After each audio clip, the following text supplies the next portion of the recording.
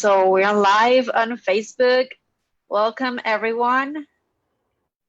My name is Bianca and I'm part of the Puerto Rico Science Policy Action Network, or PRSPAN. PRSPAN is an initiative of Ciencia, Puerto Rico, whose mission is to create a platform from young scientists from various disciplines interested in public policy to develop different skills and connect with different people within the world of scientific public policy. This afternoon seminar is part of a series of seminars that members of this initiative organize. Today, I have the pleasure of introducing you to Dr. Estevan Santana, who will be talking about science policy in government and industry. All right, Bianca, thank you. I will introduce Dr. Estevan Santana. He is a microbiologist who left the lab to pursue a career in public policy. And over his career in policy and advocacy, Dr. Santana has worked in government at both the state and federal levels, at the Pharmaceutical Trade Association and private industry, all focusing on research and healthcare issues. And some of these issues include Medicaid and also increasing patient access to innovative medicine. He's currently working at Genentech. He works in state government affairs on state-level policy issues across the nation. But he also worked in California Assembly, where he worked for Assemblywoman Susan Bonilla. He has also worked at NIH, specifically at the Office of Science Policy, where he worked on biosecurity, data sharing, and emerging biotechnology. And also, he worked in Pharmaceutical Research and Manufacturers of America, better known as PhRMA. So today, Dr. Santana is going to be talking about his experience as a PhD, right, as a scientist, and how he transitioned from bench work to a seat at the table. So welcome, Dr. Santana. Thank you, Naisha, and it's my pleasure to come and speak to you all. I love talking about policy and science policy, so I could do it all day. I'm gonna share my screen. I have a few slides to show you guys, but if you're not looking at the slides, you won't be missing much because I tend to use a lot of pictures, so it's okay if you're not looking at the slides. I'm gonna try to put this full screen. Can you confirm that you can see these slides, Naisha? Just make sure we're good to go. All right, awesome. All right, thank you for this opportunity to speak to you. I'm gonna chat a little bit about my experience from graduate work to, as I say, a seat at the table, to a career in science policy where I got to be involved in those, decisions around policy areas, or at least talk directly to those policymakers and provide recommendations. And so that's the reference to, a seat at the table. It's something that refers to being in the room when the policies are being drafted. Gonna start a little bit with, let's see, with the disclaimer. Got to do that. So I got to say the views expressed here in these slides and any accompanying discussion are my own and should not be attributed to Genentech, which is my current employer. This slide just shows a visual representation of the journey that I took. I've been fortunate enough to have a number of positions and experience policy and science policy and a number of arenas, and I hope to, by discussing, my path, share with you the different opportunities that are out there for scientists. So starting in 2009 with grad school, all the way to now where I work at Genentech. And so just a note to go along with that disclaimer, I won't be talking about my any specifics of my current role. Instead, I'll just talk about, in generalities, the type of work that someone in my position will do, and will not be talking about any specifics at Genentech. So where did it all begin? My PhD training truly laid the foundation for my future success. At Ohio State, my research focused on understanding small RNA regulation of iron homeostasis in an opportunistic pathogen called non-typable Haemophilus influenza. So that's a mouthful, so we just say NTHI for short. It is a commensal. We are all colonized with this bacteria at some point, and it truly infects mostly just children and older adults. And we were studying at the time and asking the question whether or not NTHI used small RNAs, which are the functional equivalent to microRNAs that exist in eukaryotes, to regulate transcription, gene expression at the post-transcriptional level. And so it kind of pains me to say that my 4.5 years of research is summed up in this one slide here. But at the time, we truly had no idea if there were any small RNAs in NTHI. And I took on this endeavor to find them, characterize them, and describe the activity. So in a nutshell, when iron levels are low, there is a small RNA that we named HRRF that is transcribed. It goes on and binds to other target mRNAs and accelerates the degradation of those mRNAs, thus reducing gene expression of its targets. Now, these mRNA targets code for proteins that use iron, but these are non-essential proteins. So you can think of the system works in low iron conditions. The bacteria is specifically downregulating non-essential proteins that use iron, so it can free up iron for use by other more essential proteins like DNA replication. And so this was a truly fun experience. It was rewarding, but I did realize that halfway through I wasn't interested in pursuing a scientific research career. And so I started looking for opportunities outside of the lab, and this would be my advice to anyone who knows that you're not going to pursue a career doing bench research. Get out of the lab and do something else. From time to time. Obviously, you're a grad student, postdoc, don't let your studies slip. That's your number one priority, but have other experiences if you know you're going to pursue something other than research. For me, it was science outreach. It's a very common activity that a lot of folks do. I would encourage you to do it even if you don't want to do policy. And so I participated in Wonders of Our World, which went around to kindergarten, elementary schools around Columbus, Ohio, and we did science experiments with the kids, and it was really fun and rewarding, and an opportunity to increase interest in science in the community.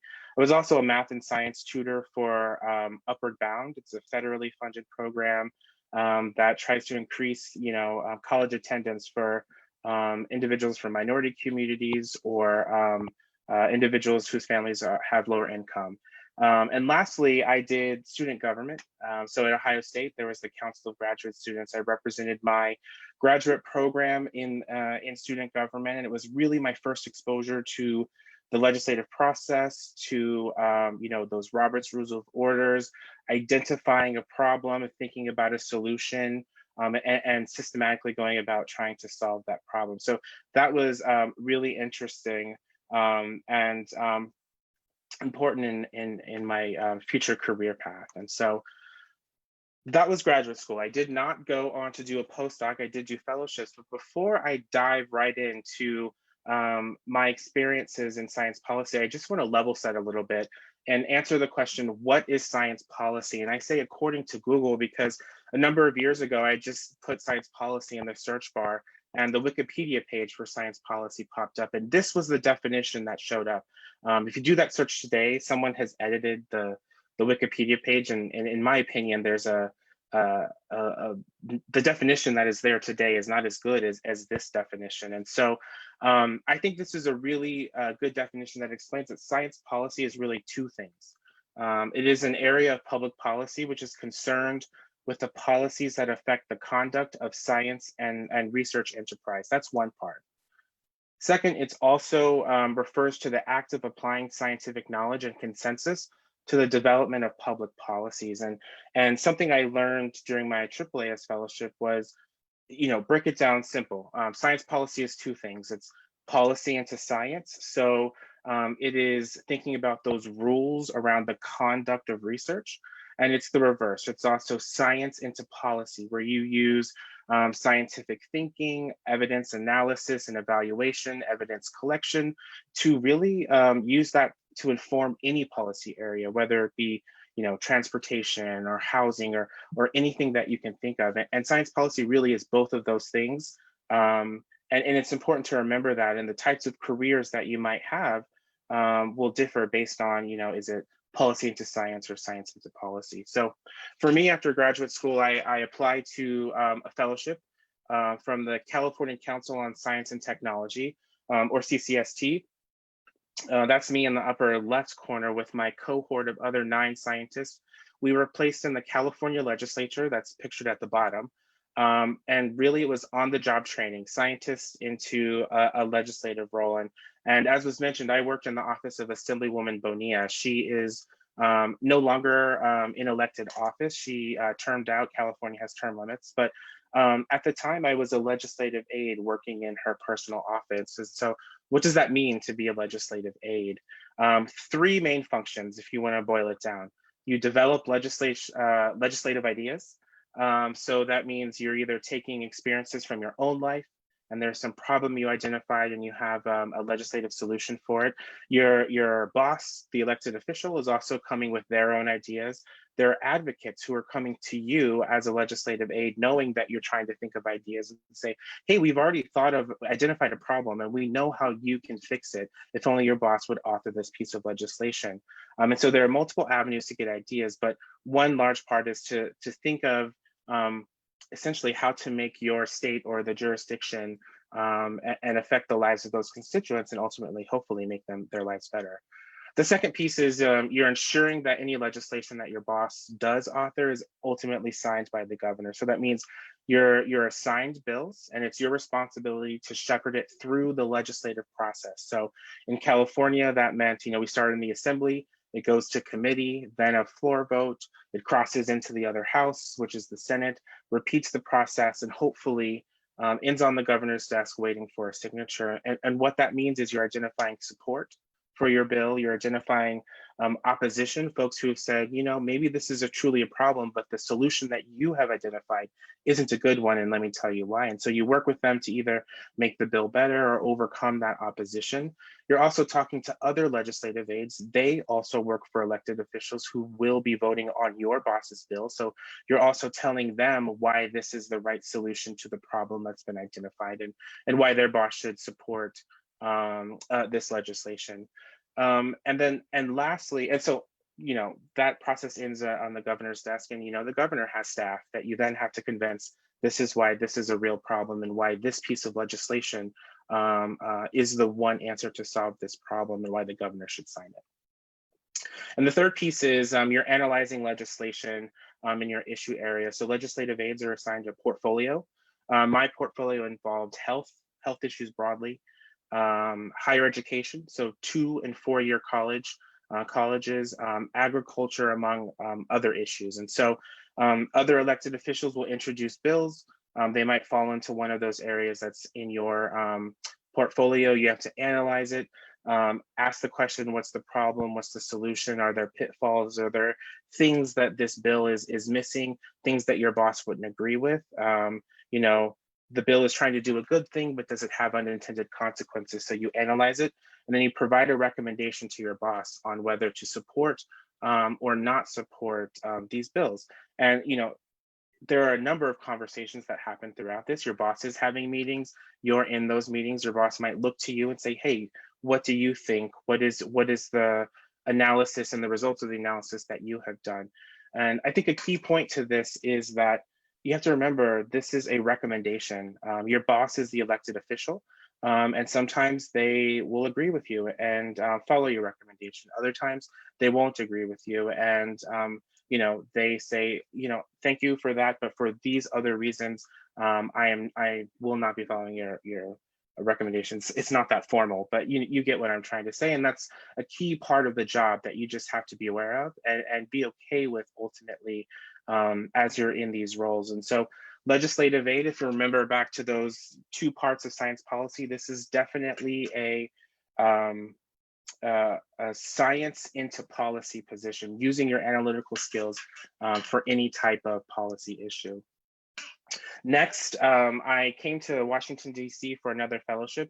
As you might have guessed, I'm from Ohio, was missing my family and friends out in California. So I was looking for opportunities to get to DC. So AAAS, American Association for the Advancement of Sciences, has a well-known policy fellowship. That's me in the upper left. This is my cohort, where AAAS sends a number of PhD scientists all across the federal government to mostly executive branch agencies, but some also go to the Hill. and Congress. My placement was at the NIH Office of Science Policy, or OSP as we like to say. I worked mainly in two divisions, in the biosafety, biosecurity, and emerging biotechnology division. That's because of my microbiology background, it was a pretty nice fit. And then later on in my fellowship, I worked in the scientific data sharing division.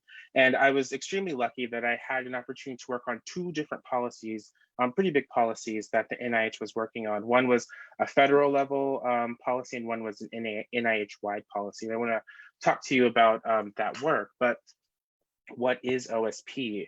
The Office of Science Policy it sits within the office of the NIH director. So effectively, that means all of the policy work that was done is on behalf of the NIH director and allows him or her to carry out their job better. So the NIH director is Francis Collins currently, and it was at the time that I was there. The work does largely focus on policy issues related to the conduct of scientific research and NIH funding. So if you remember back to those two parts of science policy, this is definitely policy into science. NIH is at its core, a granting agency. It funds basic and translational research. So all of the policy was to support that core mission.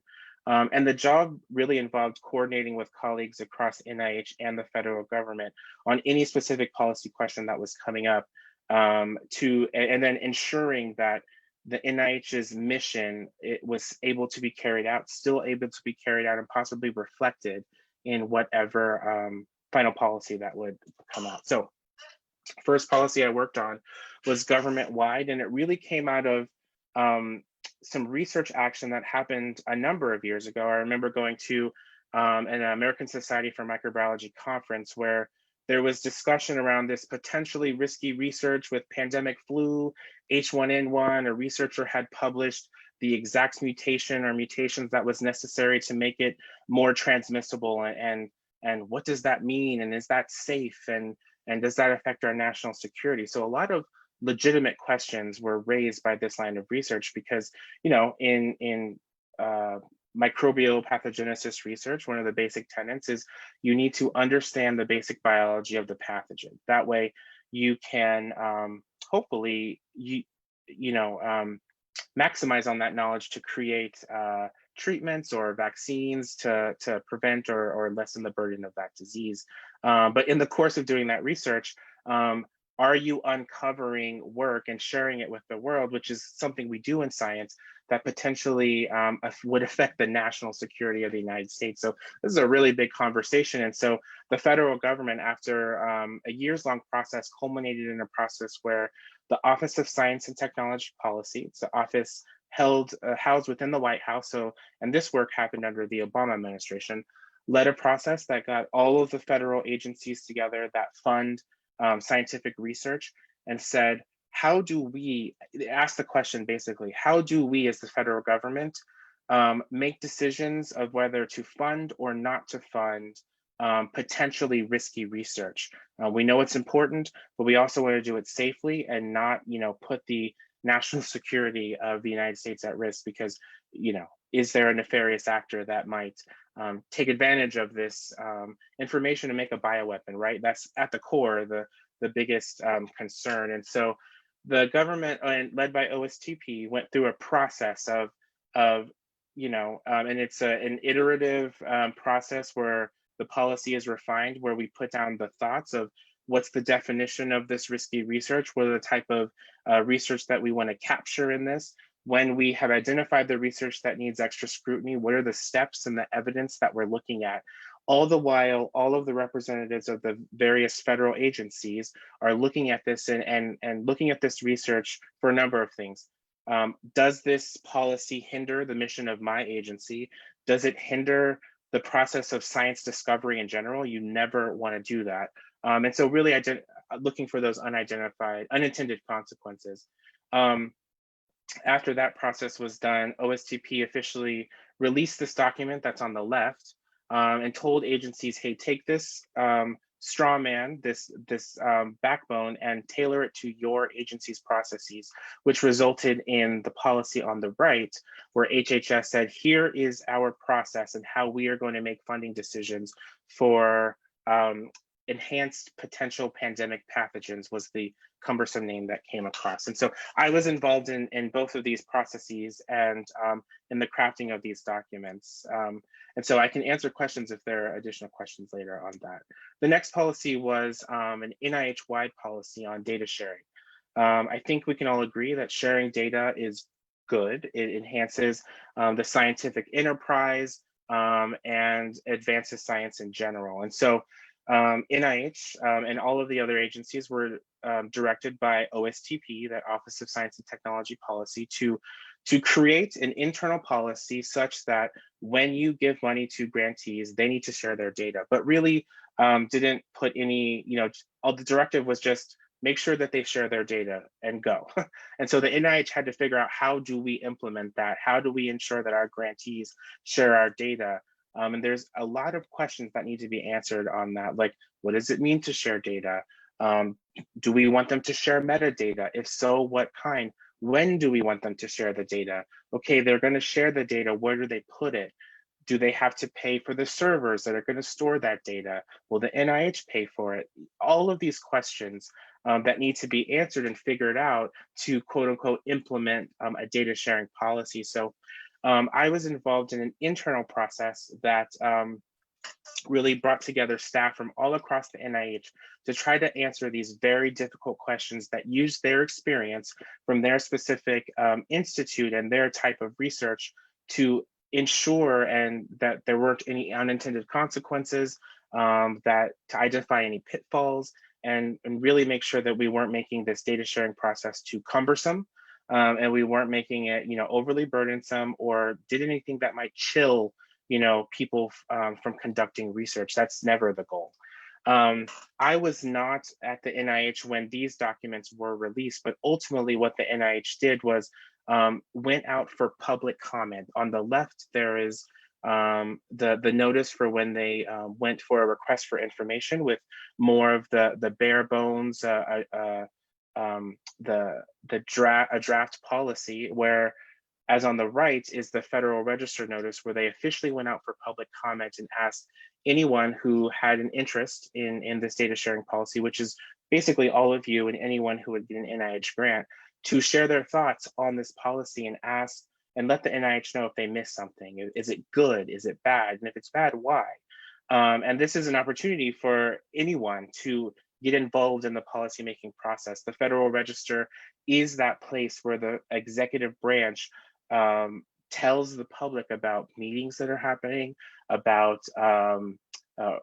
regulations that are being published, rules, general requests for information.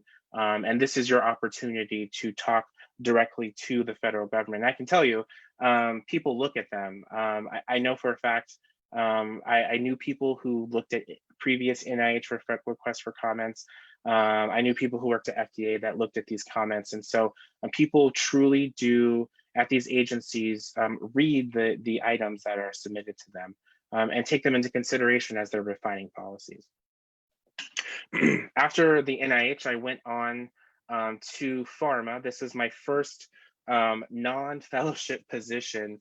And pharma is a trade association, so it stands for the Pharmaceutical Research and Manufacturers of America.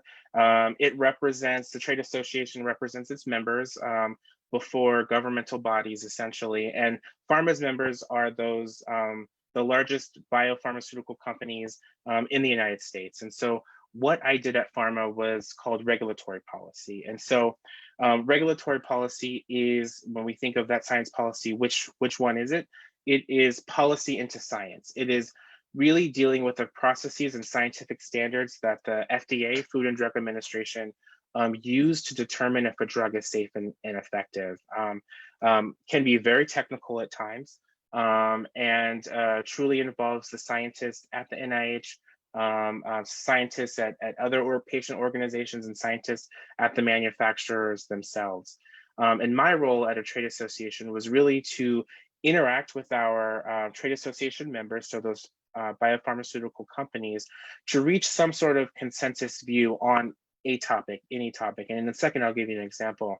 and then represent those views before the FDA, in front of the FDA. And that can happen at workshops, at direct meetings with the FDA, but it really is, trade associations in general are a powerful tool to allow a certain sector of any industry really to have a collective voice rather than all of the individual companies trying to set up a meeting with the same person. Like at the end of the day, it's not practical. So trade associations offer have that ability to have a collective voice of the industry in front of whatever governmental body that you're trying to. In my case, it was the FDA.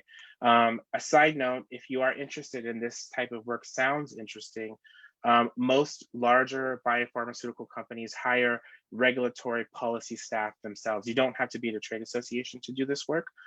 There are dedicated staff whose entire job is to understand FDA regulatory policy and advise their company of how to develop drugs in a way that's compliant and the way the FDA wants. An example of a regulatory policy that I looked at was really looking at how the FDA could use real-world evidence or real-world data. So what this is real-world data is just the data that's collected in our electronic medical records or health records, EHR, EMR, or like our insurance claims, medical claims. And it's just the records of our real-world daily usage of medicines and hospital services. And the question is, can the FDA use that information to approve a specific indication for a drug? The example being, there's a drug that the FDA approved, and it was proven safe and effective at reducing blood pressure. It gets approved, it's into the world, and doctors start using drugs, and doctors are allowed to use drugs in a way that they think is the most medically fit for their patients. And so through some evidence and experience, doctors have found that, well, this drug that is known to reduce blood pressure is also really good at reducing heart arrhythmias or palpitations. But the FDA has not approved this drug for that indication of reducing palpitations. So the question is, can we use all of this data that is housed within the EHR medical record or medical claims to analyze it in such a way to ask the question, when a patient was given this drug, was it effective at also reducing palpitations or arrhythmias? And then the FDA would analyze that data and say, yes, I will approve a new indication for this drug, because the alternative is a whole new clinical trial would have to be done, takes years, thousands of patients, because it's a heart medication. And that could potentially, it costs a lot of money to run a clinical trial and time. And if this work is already happening in the real world, and we can somehow harness that data, that would truly expedite, drug approvals and the knowledge around which drugs are safe and effective. That all sounds very simple. I can tell you it's not. And it is very complicated for the FDA to answer these types of questions of, yes, that sounds great, what I just described, but how do we actually do that? What are the questions that need to be asked? What are the scientific statistical analyses that need to be done? With using EHR data, there's, it's not really, there is no real control group, and that's not how we think of conducting scientific experiments. So how can we do this in a way that we can trust it, and that the effect that we're seeing is truly caused by the drug and not something else, some confounder? And so the FDA is currently working on this, but we as stakeholders, as working at pharma, representing the industry, also were involved in this process, because believe it or not, scientific, biopharmaceutical companies hire a lot of scientists, and they are very smart. They know how to analyze statistics. They've been doing health economics outcome research, or HEOR, that's the buzzword, research for quite a while. And they have devised and think of a way that how this data could be harnessed and analyzed in such a way that's trustworthy, that the FDA should trust. And so at Pharma, what we did is we got together. We talked to our members about the best way that this could be done, had some recommendations of how the things that were thought of at the time that FDA should think about and should follow and should consider as they're trying to make these rules for how to use real world evidence. So the result of all of that is right there on the right, where pharma effectively wrote a letter in response to a Federal Register notice, which is on the left, that the FDA put out. And so that's just one example, as a long-winded example of what some of the work is, but it shows just how complicated regulatory policy can be, because there are a lot of very difficult scientific questions that need to be answered. And it's not as easy as just saying, hey, just go do it. How is it going to be done? And that's what regulatory policy is all about. I did like my job at pharma. I thought it was really fun, but as I said, I got my start in the state legislature. And so I was missing some of that state level policy work. So eventually I started looking for positions where I could focus again back on that state level policy. And so these types of roles, what they are mostly that science into policy.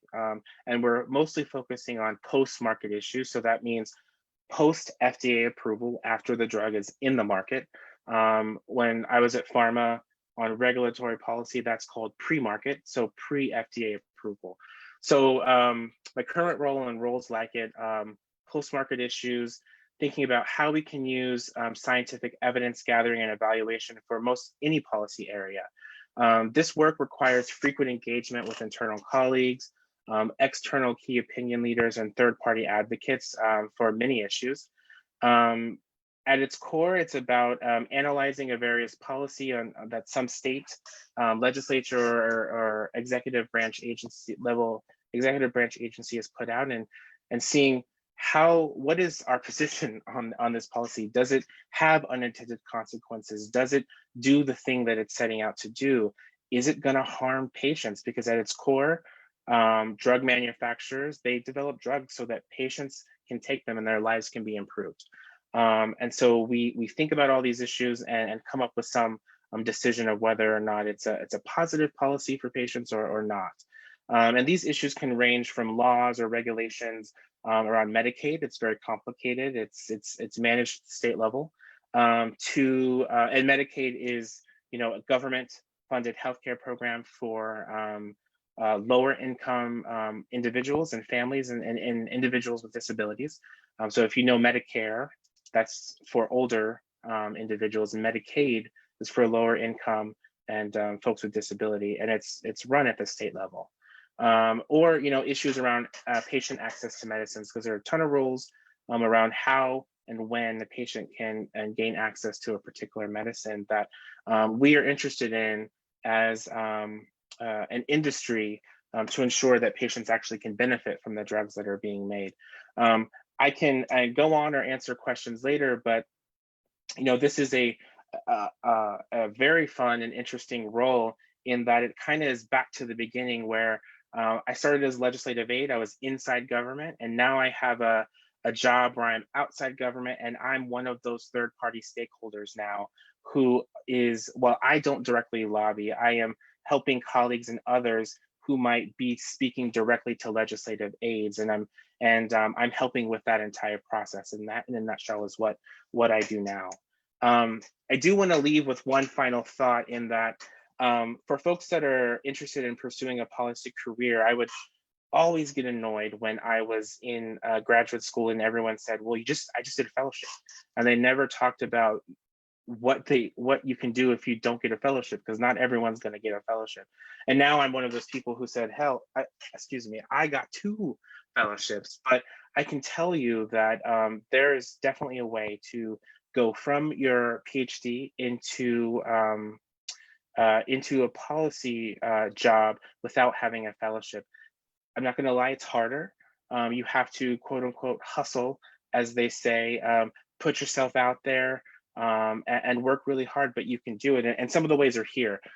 Tried and true intern. That's one tried and true way to get that on the job experience. Some are paid, a lot are not. And don't forget, there's government at every level, local, state, and congressional, all opportunities to intern with elected officials. One note, me as a resident of DC, the District of Columbia, or residents of Puerto Rico, we have congressional representation, but they are not allowed to vote on the floor of the House. And so both the DC representative and the resident commissioner of Puerto Rico, which is your congressional representative. They have offices in DC and in Congress, but the work that they do is likely going to be very different from other congressional offices, just sheerly because they are not allowed to vote on the floor, so they have different interests. Don't forget, you can always volunteer at your local or state, fill in the blank party, whatever is your favorite, Republican, Democrat, Green Party, Libertarian. And then political campaigns are a really good way to put yourself out there, get seen, get noticed. Sometimes politics and policy jobs can be about who you know. So networking is really important and can come into play there, and volunteering on a political campaign for a candidate or a cause that you believe in is a good way to get yourself out there and say, hey, I'm a scientist, I have thoughts and opinions and recommendations on how you could do X, Y, Z. And always network. I know it seems cliche, but it truly is important in any field, but especially if you want to go into policy. And even if you don't want to leave the bench and you still want to continue in research, you can get engaged. I mentioned the Federal Register. Anyone can comment on those. The individual can do that. States also have this too. So when state agencies are coming with regulations, they'll go out for public comment. You can comment on those. You all have a representative. You are constituents of someone. They will meet with you. It might be their staff with that legislative aid, but you do have an opportunity to meet with your elected official. That's their job. If you call them up and say, hey, I have an opinion on something, that is your opportunity and your right to do that. I'll just leave here. I'll leave this up, and I can share these links later, or you can take pictures now. But some resources to some fellowships for policies, if you're interested in. There are a lot. Some that are specific for folks going from a PhD into policy, some not. Don't discount those those fellowships that aren't geared toward the scientists. You're still eligible for them, unless, of course, it says expressly that you're not.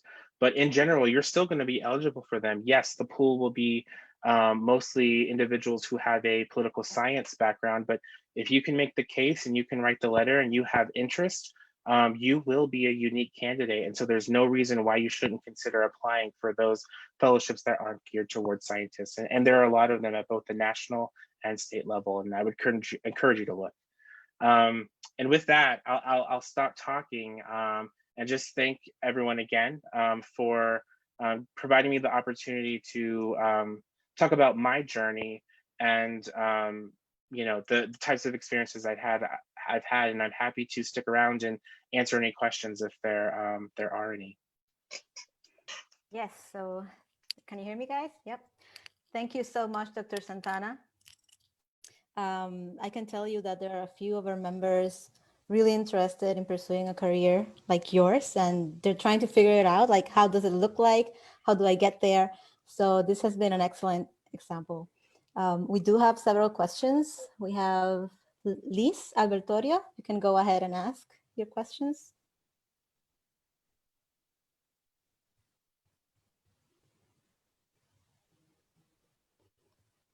Are you there, Liz? If not, I can read them. You hear me? Yeah, now. Okay, sorry about that. So thanks again for sharing your path. I think it's a good, way to see what opportunities are out there. I have two questions, and I think that they are intertwined. Okay. I'm gonna ask both of them. So for context, I hold the master's degree and I work as a research technician. So my question is, it seems that having a PhD, it's either, it's needed, required, and sometimes preferred. But what about to those scientists who have master's degree, that have experience in the topic in their field?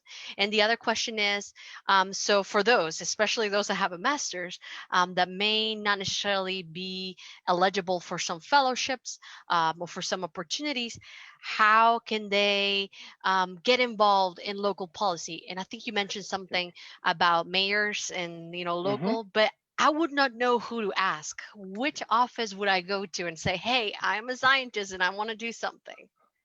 Very good questions.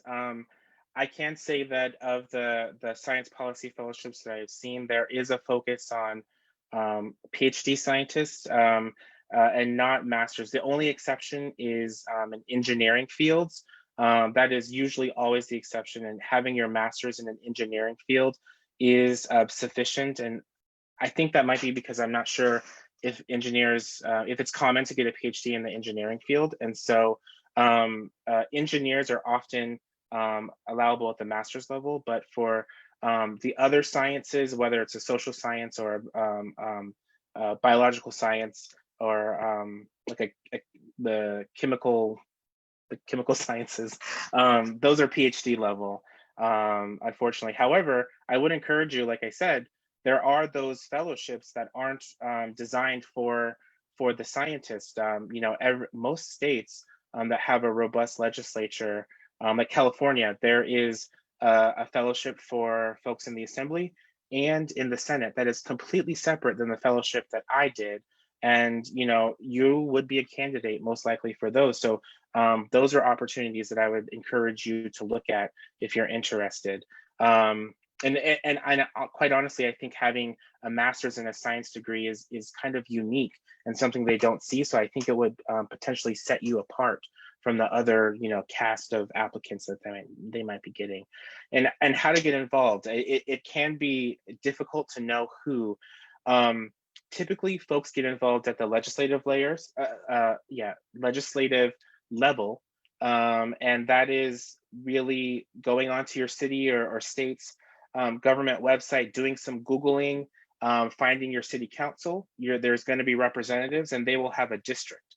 And so it's important that you see what the districts are, and then you can find out whose district you are in. Sometimes you just put in a zip code, and that's as easy if the website is sophisticated. If it's not, you might have to like look at a map and compare maps of this legislative map and then Google Maps to find out. But that's how you do it, to find out who is your legislative representative. And for like mayors, it's less common for their constituents to get meetings because, you know, they represent everyone in that city, and it's true for governors. However, if there are any you know, town halls or open city council meetings or anything like that, that's an opportunity to get engaged, because these are open meetings and they often have a public comment period where you can get up and say something. And then these would again be posted on your local city or your state's government website. And again, it requires some Googling to find them. Thank you. All right, I have a few questions over here, and then I'll check if there's any other questions in the chat. But I know you went over this a little bit, but in terms of the general public, like, I think it's critical, their participation. So what's the role, or how can the general public participate in public policy and moving forward these policies to address issues? I know. So it's so crucial, and I think and part of the reason they don't participate is because they just don't know, like, how many people know what the Federal Register is, and that, you know, if, you know, there's a regulation that's going to really affect your health care, that you have an opportunity to comment, or you know, like the previous question, know how to get in contact with their elected officials. I think you know, one of the ways I do it is doing things like this. So hopefully, you know, it's a pay it forward. You guys can now hopefully educate others in your community. But you know, one of the things I mentioned at the very beginning is a lot of folks get involved in science communication. And so, you know, if you are the one to you know, craft that talk, a lot of examples that's been given to me is, you know, if there's a like a assisted living facility or a community of elderly people, maybe you can contact them and say, hey, I want to do a Wednesday night, once a month series on interesting science. And you can weave in whatever you want. You can talk about why science is important. Maybe you do have a policy section and say, hey, this is something that's being thought of. Didn't you think that this science was important that I did. Well, guess what? Here's something that's going to harm that ability to have that science happen, or we need more funding or something like that. You know, it will require being creative, I think, and being active. And I think you guys are the first step, educating yourselves and then effectively paying it forward to in various venues, educate others the same way. And that's exactly what PRSPAN is trying to do in Puerto Rico. So we'll encourage all our members and again, the general community to join us. Then I have another question, specifically now with the COVID pandemic situation. How has your job changed? Like, I mean, Genentech is a biotech company, right? And it works with antibodies and all these other therapies in life-threatening diseases. Like, you don't have to give me details if they are developing whatever, but at least in general, like, how has it changed? Yeah, I mean, I'll talk in generalities and won't talk specifically about what's being developed, but it has changed quite a bit, and not even from, you know, what's in the pipeline perspective, but if you think about the core function and mission of any pharmaceutical company, it's really to get their products that they think are this amazing cure and are these amazing treatments and cures for these diseases into patients' hands and you know, into providers who then give to and prescribe to their patients. And what did COVID do? It stopped all of that from happening. It closed down businesses. It closed down hospitals. You know, doctors' offices and patients alike were afraid to go in. And so, as a business that is concerned with patients' health, a lot of work changed in really how thinking about, and this is across the industry. I'm not even talking about you know, my own company. How do we actually do the business of getting these treatments into patients' hands when things are closed down? And it's difficult. It took a lot of late nights. What do we call them? Like fire drills, where like there you get a phone call and you have to solve this problem really quickly because there might be a patient that really needs this drug like right now. And those situations truly do happen. I do think I have less visibility, and folks in my role would have less visibility into what is currently in the decision making to the research pipeline. But I can say that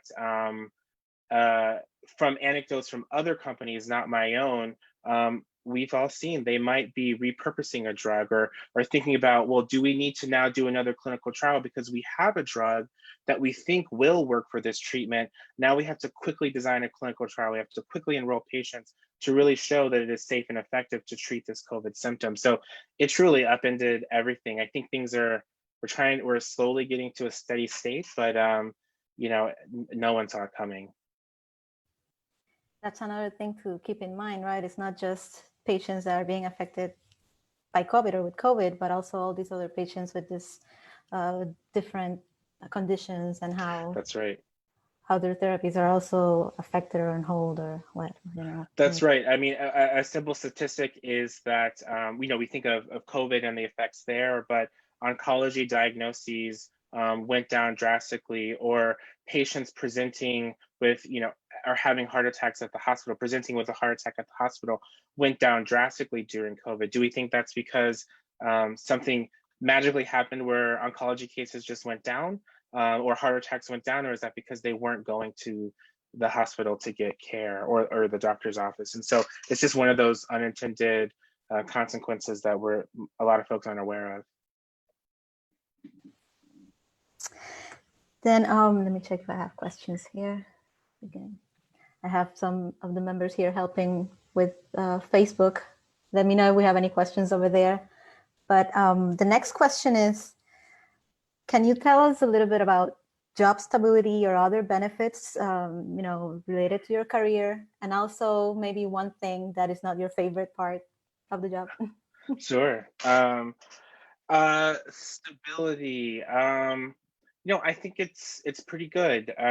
Policy in general is very important, and any industry, not just mine, is really interested in the government's that regulate them, and they all have a say. For if it's a restaurant or a car salesman, they all have some governmental body that regulates them, and they have an interest in there. So the policy role in general, I think, is crucial to a lot of businesses, especially larger businesses that are heavily regulated. So that's nice. I would say even in the government too, it's necessary, because whether you're the entity being regulated or you're the regulator, those jobs are going to be necessary. Let's see. And what don't I like? Trying to think. Should I cheat and say? I mean, I like the fact that it's super fast paced. So if you don't like that, this might not be for you. You might have to give an answer to something within just like a couple hours or even minutes on some very, very pressing issues. I think that one of the difficulties that can be is, when you're steeped in policy, you might know all of the nuances, and some topic is super difficult, and then we see something happen in the world, and a lot of people become aware of it, but might not know the true implications, or what does this actual policy mean for us. And then there can be at the time a lot of what has been referred to as swirl, where people start to get really worked up and, oh my God, what does this mean? Is this going to affect us? What's going to happen? And I think that's natural, but I think as your job as the policy person, at times you have to be that one saying, calm down, it's not as bad as you think, or it is as bad as you think, and here's we already have a plan to fix it. And so sometimes that can be frustrating, especially as it keeps happening and happening on the same issue particularly. So that's just something to keep in mind. It's part of the job. It's going to happen, but that's the reality. All right. So now, Efrain, you have some questions? Yeah. Thank you, Dr. Santana, for that great talk and for sharing some great resources for everyone interested in science policy.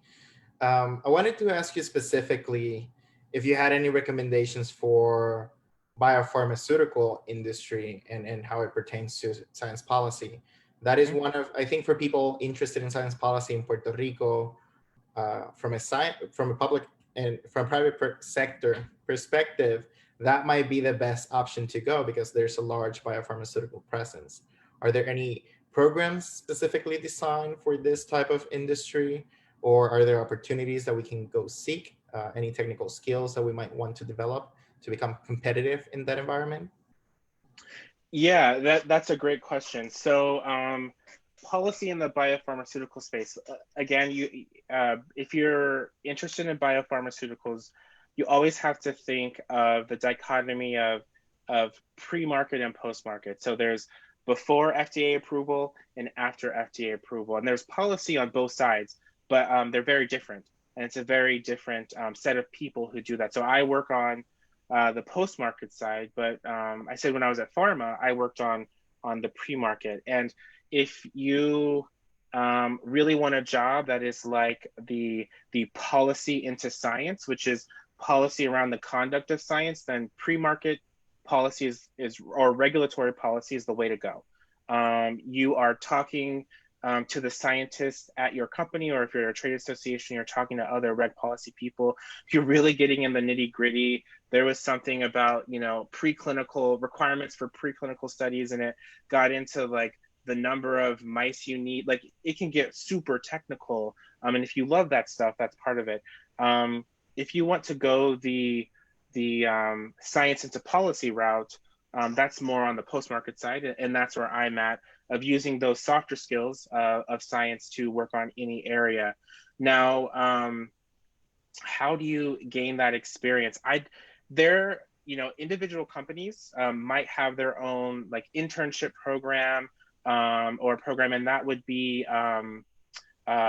company by company. I do know trade associations. I know pharma had internship opportunities, and so you can look there. as well. I mean, internships in the department I was in, so doing regulatory policy. And at Pharma, they're paid. They're paid internships. So look at the individual companies, the trade associations. There was one other thing I was going to say, and now I've blanked. But it'll come to me, and when it does, I'll follow back up. Great, thank you. All right, so maybe we'll have time for one or two more questions. I do have another one over here. I'm guessing, or at least from my point of view, usually scientists are the ones trying to advocate for science policy or public policy and trying to go to the government officials. But from your experience, how often do government officials seek for your expertise? Like, it will be great, right, for them to also start doing that a little bit more often. Yeah. Well, I can say it does happen, for sure. I kind of glossed over, with one comment. There's a years-long conversation around that work that happened at the NIH, around that federal-wide research policy about how you make those funding decisions. What I didn't say was there was an advisory committee. So the federal government and even some states have advisory committees. And this one was specifically on biosafety and biosecurity. It was called the INSAB, the National, and shoot, my old boss is gonna kill me there, I don't remember, NSABB. It'll come to me, but this was an advisory committee to the NIH, and it was scientists that they got to talk about, and think about, how do we actually conduct this potentially risky research safely? What are the things that scientists need to consider? The government isn't in the government's position is it's either classified information or it's not. And if it's not, you can freely publish it. But this work really asked the question, is there a gray area where it's not classified, it's public, but as a scientist, you have a responsibility to responsibly communicate this work that might have a potential national security risk. So long example of saying that's one way that the federal government, through advisory councils, and these government officials will reach out to leaders in their field. If you happen to know, like if you can Google these advisory councils, you can find the federal government staff person who's staffing it. And if you're truly ambitious, you can just reach out to them and say, hey, this is an interest. I think I can be of value. So the next time that they're looking for new members, you can be on their radar. That's not inappropriate to do. In state level issues, governments will have committee hearings where they're not really hearing a bill, but it's just to educate the legislators on some specific issue. And through this, they might need to call on a scientist, and it's going to be very, very topic specific. So, if California really wants to learn how to prevent forest fires, they're going to call on I don't even know what scientists, ecologists or whoever does forest management. There are scientists, and that is a field of study. So they might be calling on them, and it is very need specific, I will say. It does happen, but if you are engaged and there's an issue that is top of mind, don't be afraid to be the first one to reach out. Google your representative, Google that federal staff member who's in charge of that advisory committee, and just reach out and say, hey, I'm a resource.